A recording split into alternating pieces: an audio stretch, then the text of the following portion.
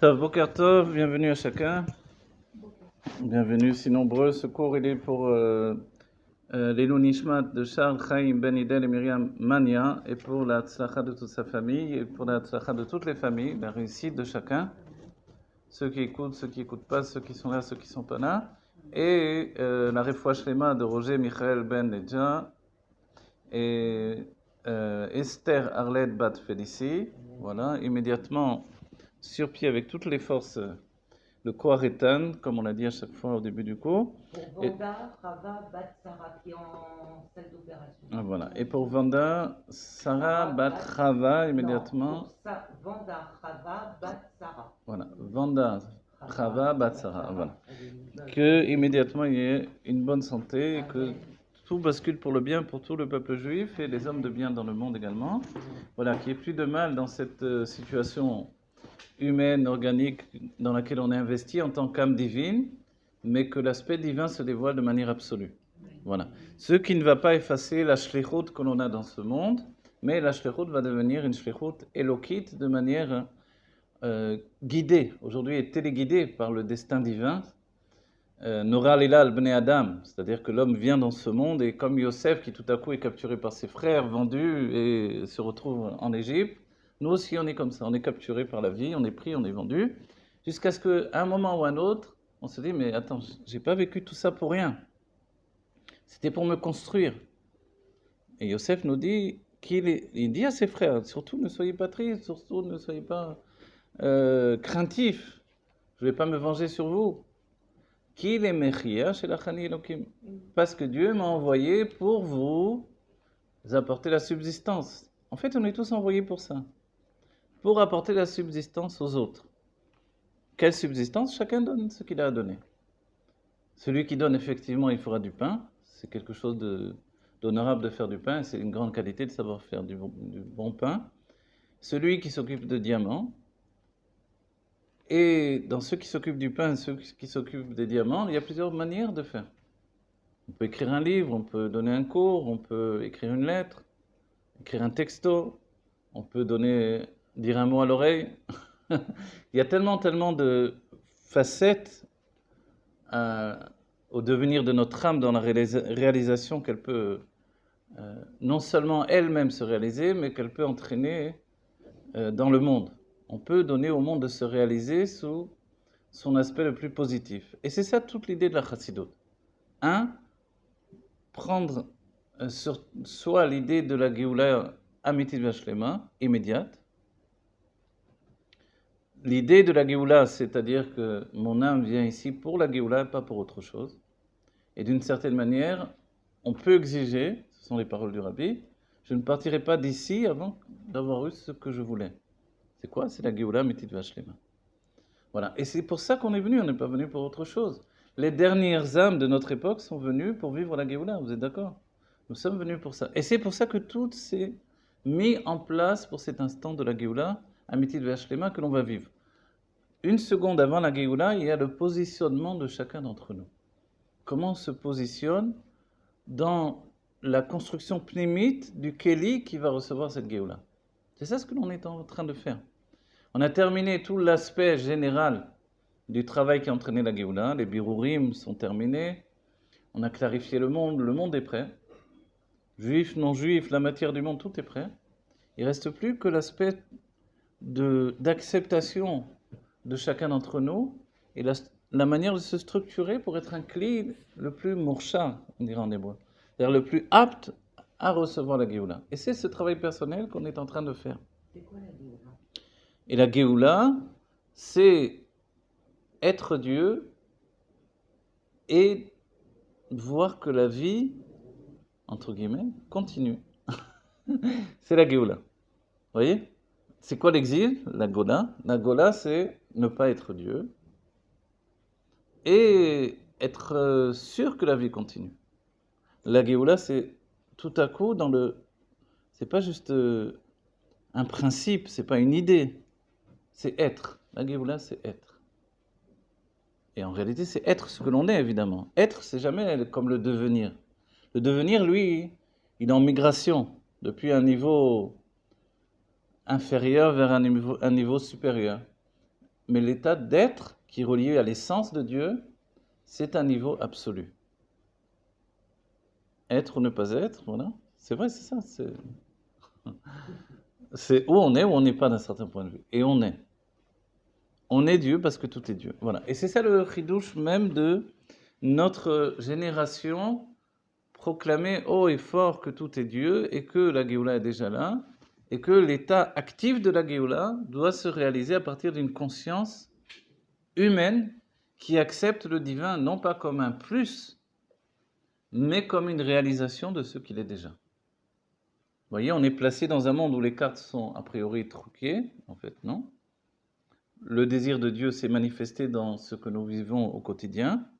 Et la Nora Lila Abne Adam, c'est-à-dire la fatalité qui m'a entraîné pieds et poings liés vers une situation X, Y, Z, m'a amené dans l'endroit où je dois vivre ma Géoula. Et c'est ça qui est extraordinaire. Yosef l'a vécu en Égypte, et il a entraîné que l'Égypte était un point de Géoula, un ancrage avec la Géoula. On peut penser que c'était juste pour le microcosme des Bnei Israël en Égypte. Non, mais c'est pour nous, pour aujourd'hui. C'est pour aujourd'hui que Yosef s'est trouvé en Égypte également, essentiellement. Et le Rabbi nous dit que nous sommes comme Yosef. Nous sommes au cœur de l'Égypte et nous sommes capables de diriger le monde comme Yosef et de nourrir la terre entière avec une énergie divine que nous avons en nous, puisque c'est l'expression naturelle de notre être Dieu. Un tiret, être Dieu. Ou être Dieu. Mais non pas devenir. De la même manière, chacun, comme on l'a dit assez souvent, ne devient jamais que ce que l'on est, comme les sages l'ont dit. Un juif est juif parce qu'il est juif, parce qu'il a une âme divine. Un non-juif ne peut jamais devenir juif. Alors, dans cet ordre des choses, finalement, on ne peut être en Géoula que parce qu'on est déjà en Géoula. Simplement, l'acceptation de la Géoula comme un état actif, c'est à nous de l'imposer à la Metsiout. Voilà, et c'est vraiment ça ce que nous sommes en train de vivre, c'est vraiment ce qui est le plus merveilleux, le plus entier, et c'est pour ça qu'il n'y a pas en vérité de soucis de parnassa, de soucis de santé, des soucis. C'est juste des arrangements avec la Metsiout de Gola, dans laquelle on doit à chaque instant prouver que non, mais il y a le Aleph, n'oublie pas. Et quand on désigne qu'il y a le Aleph, tout à coup, tout change de visage. Comme le Rabbi l'explique avec le Mama sur le Nisayon, en fait, le Nisayon, il n'agit qu'à l'intérieur de moi. Il n'a pas touché la situation à l'extérieur. Donc le monde est prêt pour la Géoula, malgré ce que je peux penser, etc. Et chacun, de manière intime, nous sommes confrontés à cette vision de la vie dans laquelle on doit de plus en plus imposer la présence absolue du Créateur. Ok ? Voilà, maintenant on va venir sur le texte. On avait étudié pas mal de choses, depuis Chorma Vebina jusqu'à la définition des Kélim. Les Kélim, ce sont des Kélim de Elokut. Et les Kélim portent en eux, on a vu dans le dernier cours, la notion de Medida, Ve'agbala, la notion de Troum. Vous vous rappelez, il y a cette limite dans les Kélim de par la lumière qui se limite pour coïncider avec la structure du Kli, du réceptacle. Et puis il y a également le Troum. Le Troum, c'est le Kéli. Le Troum, c'est le domaine. Je me dévoile, mais où je me dévoile? Vous voyez, quand quelqu'un parle sur Internet, c'est que c'est son Troum. En d'autres termes, on le retrouvera dans la Kabbalah. Dans la Kabbalah, ça s'appelle le Echal. Chacun, on a un Echal. Le Echal, c'est une maison, c'est un palais. Et ensuite, il y a un Hamoud. Un Hamoud, c'est comme un cave. Le Hamoud, c'est une colonne. Et en fait, on a besoin d'un endroit. Cette notion d'espace-temps, c'est le Echal et le Hamoud, dans laquelle, en fait, on véhicule l'infini qui se trouve dans nos âmes. Vous comprenez? Ce sont les enseignements qu'on peut trouver dans les Mamarim de Lag Baomer du Rabbi, donc cette notion d'espace-temps, on peut la traduire en Hamoud, le temps, et espace, le Echal. Et là, on a exactement la structure du Yehudi tel qu'il est dans les mondes divins et tel qu'il est ici-bas dans la situation du monde matériel. Je suis dans ce monde et dans ce monde, je mets en place un Hamoud dans un Echal. Cette maison où nous étudions, elle est un Echal, un palais. Et là, depuis l'endroit où j'étudie, ou depuis l'endroit où je prie, je mets en place un Hamoud. Le Hamoud, comme il a une situation progressive, alors il a la situation qui équivaut dans notre perception à la notion de temps. Le Echal, lui, comme il est un Mekabel, il reçoit tout ce que le Hamoud véhicule. Le Echal, lui, dans ce cas-là, il est le Makom, l'endroit, et il est l'espace. Yosef, qui est là, en fait, pour véhiculer la vitalité de tous les mondes, y compris la vitalité organique même de ses frères et du monde entier, alors il est le Hamoud. Et le Hamoud, il a ses racines dans le Kav Ein Sof. Vous avez compris? Qui est la colonne sur laquelle se tient, non pas l'univers, mais bien au-delà de l'univers de l'existence absolue du Créateur. Ok? Voilà. Et cette structure de limite, elle vient du Kav Ein Sof. Donc le Kav, il a cette action de mouvement, tandis que le Echal, lui, il a l'immobilité du corps. Donc on comprend bien que l'âme, elle vient du Hamoud, elle vient du Kav, de la ligne de lumière infinie, qui a toujours un mouvement de va-et-vient. Elle ne s'interrompt jamais. C'est ce qui donne la notion du temps dans le monde de Bria. Ce Ratzov et Shov. Et au-dessus de Hatzilut, c'est la notion de Maté Velomaté. La lumière est projetée depuis le Hatzmut Or Ein Sof, la lumière infinie, l'essence de la lumière infinie, et puis elle revient à sa source. Elle est projetée, elle revient à sa source. Le point de perspective, c'est du haut vers le bas. À partir du monde de Bria, le point de perspective, c'est du bas vers le haut. Et là, on est Ratzov et Shov, on n'est plus Maté Velomaté. D'accord? Maté Velomaté, on peut le traduire Magia Velomagia, c'est-à-dire qui parvient et puis qui se retire. Une lumière qui vient et qui se retire. Et le Kav, il n'est jamais en fait de manière fixe, il n'est pas immobile. Donc le Hamoud, il n'est jamais immobile. Et Yosef est toujours dans une situation d'influence. Et on dit que le Nasiador, c'est comme Yosef Hatzadik. Au-delà de l'idée qu'il est une âme de Hatzilut, il est comparable au Kav Ein Sof. Il sait le destin de tous, depuis le début jusqu'à la fin des temps. Il n'y a pas de fin en vérité. Mais il y a la notion de Ketsa Yemin, la fin du côté droit. Cette fin du côté droit, c'est aller jusqu'au bout dans le Chesed. Et on peut dire que aller jusqu'au bout dans le Chesed, c'est aussi aller jusqu'au bout dans l'étude de la Chassidut. Contre vents et marées. Le Rabbi dit que David Ameller, alors qu'il était poursuivi, harcelé, alors qu'il était chez les Plishtin, les ennemis, qu'il avait combattus, qu'il avait tués par milliers, il était chez eux en train de se cacher, il se faisait passer pour un fou. Malgré ça, il étudiait la Torah. Il étudiait la Torah tout le temps, et il était dans un bonheur absolu, et il remerciait Dieu de lui donner ce moment d'étude de la Torah. Et c'est phénoménal, c'est-à-dire qu'on ne manque pas une occasion de dire je ne peux pas étudier, j'ai pas la tête, j'ai pas les forces. Et David, lui, c'était ininterrompu alors qu'il était dans une situation. Et c'est ça, voilà. Là, faire un makom de ce monde pour Dieu, c'est créer des infinis Hamoudi. Voilà. Jusqu'à ce que ça devienne un mood. Voilà, que tout soit. Le makom soit le Hamoud, qui est plus différent. On dit qu'il faut toujours prier au même endroit. Bon, c'est pas facile, même dans une Beth Knesset, c'est pas facile. Il se peut que la place soit prise. Vraiment qu'on soit le Rav de la Shul. Normalement, le même endroit, certains payent leur place, alors, mais même si quelqu'un s'assoit, si on a un peu de savoir-vivre, on ne va pas lui dire dégage, c'est ma place. Certains le font. Au 770, les Américains, ils achètent les places, on arrive, c'est ma place. Oh. Alors, on dit que c'était comme ça jusqu'à l'arrivée des Français. Quand c'est arrivé les Français, alors là, ça a explosé. En fait, donc, alors comment on peut avoir une place? Une place, ça peut être aussi avec le même siddur. De prier avec le même siddur, le même livre tout le temps, c'est aussi d'avoir la même place. Vous voyez? C'est le même echad. Le même echad, il est là. Je mets mon hamoud à partir de là. Mais c'est vrai que si j'ai commencé à travailler dans un endroit, je suis assis là, quelqu'un vient me dire sors de là, c'est difficile. Pour quelqu'un de pnimi qui a fait un travail, c'est un peu difficile. Bon, on a vu d'autres.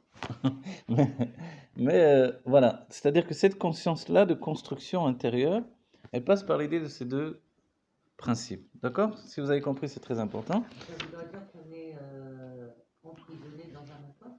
Non, non, parce que le hamoud, Parce que le hamoud, c'est le matin. non, le hamoud, c'est alors d'un certain point de vue, oui. Le hamoud, il est cette notion de transport de l'énergie qui va être capturée par le makom, par le echan. Colonne du temps dans votre roman sur les enfants. Oui, voilà, je l'ai mis là-bas. C'est Et voilà. Et quand on sort du corps, la nuit, quand on va dormir, on passe par ce hamoud. On passe par le Nardino, on passe par le hamoud. Nardino. Nardino, ça veut dire le fleuve de feu en araméen. Nour, c'est le feu. C'est un peu comme un fleuve de lave, si vous voulez, qui brûle toute notre conscience. Non, pas impureté, c'est puisqu'on parle de l'âme en fait, l'âme divine, ça brûle toute la conscience organique qui nous enferme dans la réalité. Pour que l'on puisse étudier la Torah dans le Olam HaYetzirah. Et pour accéder au monde de Bria, on passe dans le Hamoud. Chaque nuit. Chaque nuit, quand on monte, chacun, bien sûr. Et c'était l'image qui était donnée, et après chaque vie également. Et c'est l'image qui était donnée quand on est sorti d'Égypte. Il y avait le Hamoud, la colonne de nuée et la colonne de feu, qui représentaient les deux niveaux. Vous voyez? Au bout de la colonne de feu, il y a cette notion, on dit, de... Bon, on ne va pas parler du tout. Pourquoi j'en parle. Alors, on va dire, d'où vient la colonne de feu? Elle vient de la zéa, c'est-à-dire la sueur des Chayot HaKodesh qui transporte le Kisei HaKavod, qui transporte le trône de gloire d'Akadosh Baruch Hu. J'ai raté là. D'où vient ce fleuve de feu? Le fleuve, alors, on sous-entend de l'eau. Donc de l'eau, c'est quoi l'eau en question? C'est la transpiration des anges. Les anges transpirent. Quand ils portent le Kisei HaKavod, voilà. Donc s'il est trop lourd, alors il transpire énormément. S'il est plus léger, il est comme la notion comme on dit, du Aaron HaKodesh, Oya Nosé et Nosav. Il transportait ceux qui le transportent. Ah, moi je croyais qu'il avançait tout seul. Non, il fallait le transporter sur l'épaule. Il me semblait que c'était. La faute de... Ah oui, c'est ça, c'est dans ce Elle n'était sens-là. pas posée. C'est-à-dire, on le portait sur l'épaule. À la katef, on doit le porter sur l'épaule. Mais le secret, c'est qu'il transportait ceux qui le transportaient. Oui. Nosé et Nosav. Ah, C'est un peu, il y a un terme dans la Gemara, c'est Messayea chez Enbo Mamash. Messayea chez Enbo Mamash, c'est-à-dire quelqu'un qui vient vous aider, mais il vous aide pas vraiment. Style, tout le monde pousse la voiture, il vient vous aider, mais en fait, il pousse pas vraiment. Voilà. Mais vous savez pas qui pousse là-dedans de quelqu'un. Il n'y en a peut-être qu'un seul qui pousse vraiment, les autres. Oui. Donc, Messayea chez Enbo Mamash. Comme Rabban. Ne pas Rabbi. Comment il s'appelait je vous dis. Bon, ça va me revenir. Rabbi Hanania ben Dossa, oui, qui avait demandé aux anges de lui transporter une pierre immense. Vous voyez le genre de pierre qu'il y a au côté? Alors les anges ont dit d'accord, mais tu dois faire une ishtadlout, quelque chose. Il dit qu'est-ce que je dois faire? Mais le doigt quand même. Alors les gens le voyaient passer, ils ne voyaient pas les anges, ils voyaient passer une pierre de la taille d'un autobus et lui avec le doigt en dessous comme ça. Et ça, c'est Messayer Hachem Bo Mamash. Donc, il fait. Voilà, Keilo. Il a fait. Et c'est ce genre de Keli qu'on doit faire quelquefois. Mais il faut le faire quand même. Sauf quand on est dans le niveau de Yosef, le niveau le plus élevé, ou même ce Keli, il ne faut pas le faire. Mais, compte tenu que nous, on construit la réalité de la Géoula aujourd'hui, alors on nous demande toujours de faire un petit kéli. Voilà. Comme la Noura, vous connaissez le Baal Shem Tov? Une fois, sa femme n'en pouvait plus, ça arrivait plus d'une fois d'ailleurs, parce qu'ils étaient, tout l'argent qu'il avait donné à la Tzedaka, donc ils étaient très pauvres, très riches et très pauvres, ça voulait rien dire pour le Baal Shem Tov, mais craquaient de temps en temps. Et donc une fois, il a été obligé, donc qu'est-ce qu'il a fait? Il est parti, il y avait une maison d'un chassid riche, il a tapé à la porte et il est reparti chez lui. Maintenant, les chassidim, ils ont dit, mais vous attendez même pas qu'il ouvre, etc. Il a dit non, j'ai fait ishtadlout quand même. J'ai fait quelque chose quand même, pour la parnassa. Donc c'était suffisant pour lui, il ne devait pas faire plus que ça. Effectivement, le chassid, après il est venu, il a apporté de l'argent. Mais il n'y avait pas besoin pour lui de faire plus que ça. Vous voyez, chacun selon son... Voilà. Ça voudrait dire que la kavana suffit? Ça voudrait dire... alors ici, dans cet exemple, la kavana n'a pas suffi, il a fait juste un petit geste, il a fallu un petit quelque chose. Et les chassidim, le rabbi a dit, faites ce petit quelque chose qui fait que quand le shefa est là, de toute façon vous êtes riche, vous avez tout ce qu'il faut juste l'intégrer dans votre réalité. Shefa, ça peut être un prénom? Non, tout peut être un prénom, surtout dans les mondes modernes, il y a Yam, il y a Mais Shefa, Etz. c'est dangereux à porter? Ah, shefa comme nom. Il y a Or, c'est encore mieux que Il shefa. avait appelé son truc Shefa Yamim. Ah, shefa Yamim.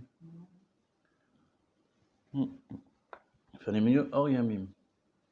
Encore mieux. Le Or, il est ininterrompu. Le shefa, il est limité en fait. Ouais. Le shefa, c'est bien, mais il est d'un certain point de vue limité. Ouais. Ah bon, c'est limité là. Ah oui, le shefa, oui. C'est-à-dire quand je donne du shefa dans l'explication chassidique, si je vous donne mon shefa, donc j'ai un trésor, je vous donne une partie de mon trésor. Donc il va me manquer, je vais avoir moins. Si je vous donne du or, compte tenu que l'or, il ne m'appartient pas non plus à moi-même, je fais juste le véhiculer, je ne fais que le véhiculer, donc je vous le donne et ça ne me manque jamais. Vous voyez? Plus je donne et plus je reçois en fait. Le Shefa non plus n'est pas. Non, le shefa, oui, c'est le point de différence. C'est deux situations dans la lumière. La lumière qui est à niveau de shefa et des drushim entiers dans la chassidut.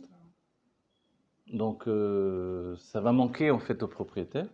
Et la lumière qui est au niveau dehors, quand elle reste au niveau de lumière, alors il n'y a jamais de fin, quoi. Mais celui qui porte la lumière en lui, il a aussi l'impression de ne pas avoir de lumière non plus. Vous voyez, Baba Saleh disait, je ne sais pas qu'est-ce qu'ils ont les gens, pourquoi ils viennent chez moi, qu'est-ce qu'ils veulent de moi. Comprenez pas. Et en fait, c'est cette situation-là, c'est la vérité. Vous voyez? C'est la vérité de savoir que quand vous êtes de la lumière, vous n'avez pas conscience de ce que vous avez, parce que vous n'avez rien. C'est juste que vous véhiculez. Certains disaient, mais le rabbi est très riche, si on compte les dollars qu'il a donnés, c'est une fortune. Mais en fait, le rabbi, elle a migar maklo, mais il n'a rien de lui-même, c'est une main qui véhicule les dollars. Et jamais il s'en est mis dans la poche. Quand il les reprend, c'est pour les redistribuer après. C'est jamais. Alors voilà. Veu inyan amiout. Alors, on va commencer avec ça comme phrase. Alors, Shalédé à Kélim. Alors, j'aime pas ça. Veu inyan amiout, j'aime pas ça. Alors, Veatrum, regardez, on va prendre la dernière. On va prendre en vite sa dernière phrase de la page précédente. Alors, page 1 et. Veinyan, Gvul, Vetrum, Ita, Belekouté Torah, vous en rappelez?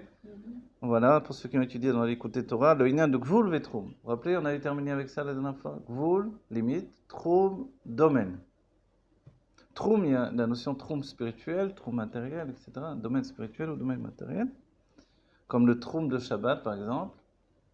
On ne peut pas dépasser tant de kilomètres en dehors de la ville. Alors, Ita, Belekouté Torah, Beabiyur de. וירד הגבול שהוא עניין אחד. ויש לומר, דגבול הוא ההגבלה באופן הגילוי, אם בריבוי או במיעוט. Voilà, qu'est-ce que le gvul? C'est la limitation qui est donnée au dévoilement. Si le dévoilement doit être bemiut ou beribouy. Bemiut, peu de dévoilement, ou beribouy, beaucoup de dévoilement. Ça dépend quoi? Ça dépend de l'évaluation. En fait. Par exemple, dans le côté spirituel, évidemment, quand on dit ça, on pense tout de suite aux enseignements, aux machalim de la Chassidut. un maître qui enseigne à ses élèves, il y a deux manières toujours, donner peu ou donner beaucoup. Si quelqu'un débute, je lui donne beaucoup, on dit ça brise les kélim d'un certain point de vue. Donc il faut donner be'adraga. Après tout dépend, le peu de un, c'est pas comme le peu de l'autre, et le beaucoup de l'un, c'est pas comme le beaucoup de l'autre, etc. En même temps, il faut diffuser au maximum. C'est-à-dire que ça devienne, comme disent les chassidim, Ailokut bepshitut. Ve'olam beitratshut. Vous vous rappelez cette définition? La Elokut, c'est pas chouette, c'est normal. Et le monde, je suis toujours étonné. Tiens, il y a encore des autobus, tiens, encore des gens qui achètent dans les supermarchés. Tiens, moi aussi, je suis. Ouais. Tiens, il y a un monde. Et ça, on l'a vu avec. On a des exemples de Rabbi Shimon Bar Yochai qui sort de la grotte et qui dit tiens, les gens travaillent toujours. Parce que pour lui, la Elokut, c'était la pshitut, tout est Dieu, tout à coup. Ah mince. Les gens sont toujours à l'ancienne, là. Voilà. Et ça, c'est une notion de peu ou beaucoup, c'est la notion de gvul. Vetrum, alors qu'est-ce que c'est le trum dans ce cas-là, le domaine?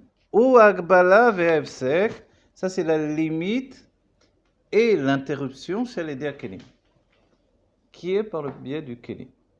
On a un exemple simple qui me vient à l'esprit, j'espère qu'il n'est pas mauvais, tout simplement quand je suis fatigué. J'ai étudié, puis à un moment j'ai plus de force. Vous voyez? Alors, évidemment, plus on se donne à la chassidoute, plus on s'aperçoit que j'ai plus de force et après je peux étudier. Vous voyez, c'est le sens inverse. Ça me vitalise, ça me donne des forces, ça me sort du trône qui m'enferme. Le cli, évidemment, il a ses limites. Mais les limites du cli, c'est juste des limites dans la perception, c'est tout. Et plus que la perception, on peut barrer perception, vous voyez, dans l'acceptation. Voilà. Et là, on a des exemples infinis, que ce soit les militaires, que ce soit les situations, etc. Des situations où la yichida de la nefesh se dévoile. Et l'exemple qui est donné, le rabbi donne un exemple du chassid qui était poursuivi, donc il s'enfuyait de Sibérie, qui était poursuivi par des chiens, et qui se retrouve tout à coup devant un immense mur, et il voit un petit trou, qui avait la taille pour laisser passer un enfant. Et il dit, il est passé par ce trou. Et des années plus tard, il a pu retourner au même endroit, il a retrouvé le trou, il a dit, mais c'est impossible que je passe par ce trou-là. Même en me coupant en morceaux, c'est impossible. Mais, parce qu'il a dévoilé à ce moment-là la Yechidah Sheba Nefesh, il est passé par ce trou-là. La Yechidah Sheba Nefesh, donc c'est l'unicité de l'âme, c'est-à-dire le niveau de Yechidah. Vous vous rappelez? Yachid ou Meyuchad. Nefesh, Ruach, Neshama, Chaya, Yechidah. Le niveau le plus élevé de l'âme pour lequel Enon Milvado, tout est Dieu. Donc il n'y a pas de difficulté. On peut même traverser le mur en réalité.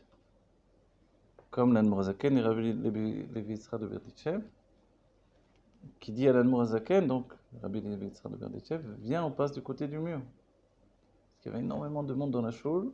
On a dit, on ne va pas déranger tout le monde pour sortir. Viens, on passe du côté du mur. Et l'Anmorazaken a dit, non, c'est pas ce qu'on peut faire qu'on va faire devant tout le monde. Voilà.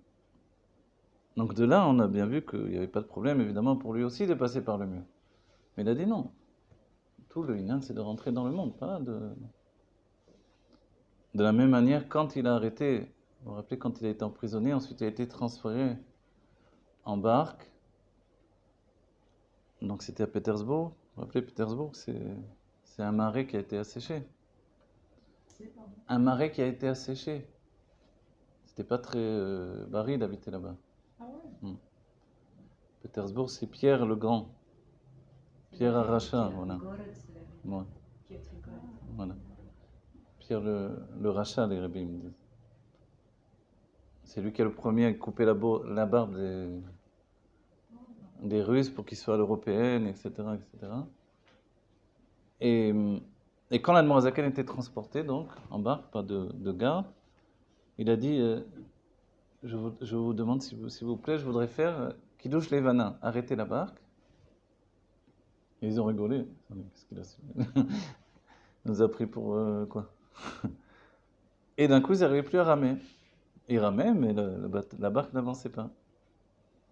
Alors, ils ont compris que ce n'était pas naturel, évidemment. Alors, il leur a dit, je peux faire que vous avanciez pas, mais je voudrais que vous je voudrais le faire al piateva, quoi. Tellement qu'il a dit d'une manière différente, selon l'ordre naturel des choses. Alors, l'un des deux gardes lui a dit, qu'est-ce que tu me donnes en échange? Il a dit, je vais te donner un petit camé, un petit parchemin. Et ensuite, il a toujours porté ce parchemin, et ils avaient justement la vie très très longue. Ils ont transmis de père en fils ce parchemin de Admorazaken. Et grâce à ça, donc, il a pu faire Kiddush Levana de manière naturelle. Mais on voit qu'il pouvait le faire de manière miraculeuse également. De la même manière, il aurait pu, comme le Baal Shem Tov, marcher sur l'eau ou d'autres choses déjà. Mais voilà. Alors, pourquoi les Révim ont à tout prix voulu passer dans le monde naturel? Et on faisait jamais une histoire. C'est l'Anne Morem Sali, c'est la rabbinite, la femme de l'Anne Morem Sali, qui a dit